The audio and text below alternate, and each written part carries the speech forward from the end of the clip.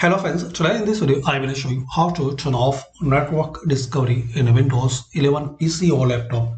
So guys, if you want to turn off and disable network discovery in your Windows, so just follow some easy steps. Firstly, click on the search icon. Here type control panel.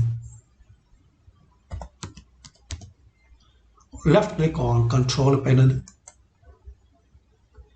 Now here guys, select category as view by. Then click on network and internet.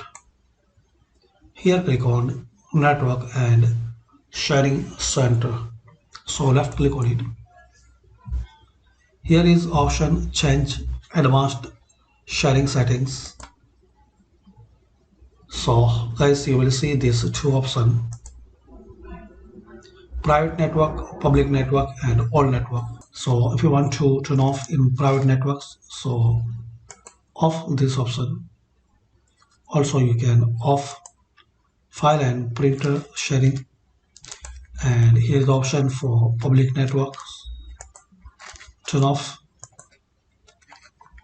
So now your PC or network sharing will be turned off.